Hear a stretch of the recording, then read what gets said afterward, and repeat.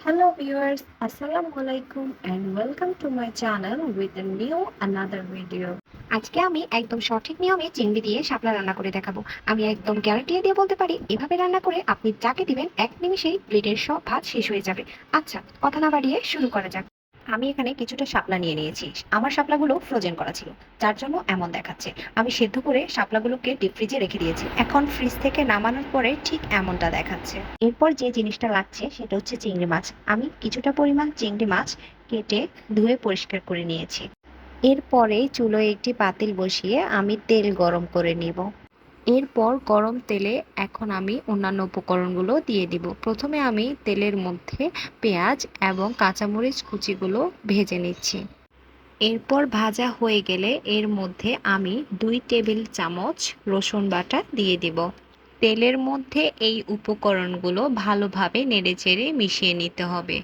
এমনভাবে মিশাতে হবে আর গরম করতে হবে যেন রসুনের কাঁচা ভাবটা, যে গন্ধটা, সেটা যেন না থাকে।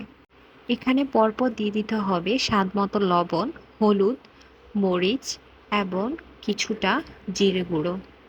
অবশ্যই এই সবগুলো উপকরণ আপনি পরিমাণ মতো দিবেন। আমি সবগুলোই 1 টেবিল চামচ পরিমাণ করে ব্যবহার করেছি, যেগুলো আমার প্রয়োজন পড়েছে।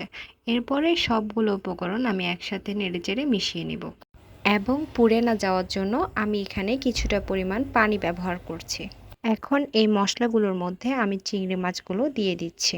ভালো করে নেড়েচেড়ে আমি মশলাগুলোর মধ্যে চিংড়ি মাছগুলোকে কষিয়ে নিব এবং ঢাকনা দিয়ে ঢেকে আমি কিছুক্ষণ সেদ্ধ করে নেব। এর মাঝখানে আমি আমার জানলা দিয়ে বাইরের দৃশ্যটা আপনাদেরকে দেখিয়ে দিচ্ছি। আজকের পরিবেশটা খুব সুন্দর ছিল।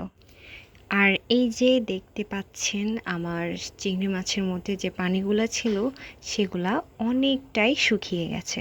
এখন আমি এখানে আরও কিছুটা পরিমাণ পানি অ্যাড করেছি এবং ভালোভাবে গরম হয়ে আসা পর্যন্ত অপেক্ষা করছি এবং এর মধ্যে দিয়ে দেব আমি শাপলাগুলো।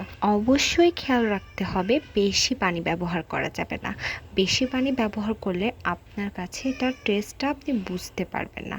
তাই আপনারা ভিডিওতে দেখতেই পাচ্ছেন আমি কতটা পরিমাণ পানি ব্যবহার করেছি।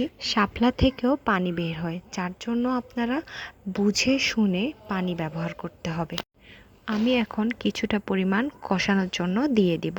যদি আমার প্রয়োজন পড়ে তখন আমি কিছুটা পরিমাণ পানি ব্যবহার করব।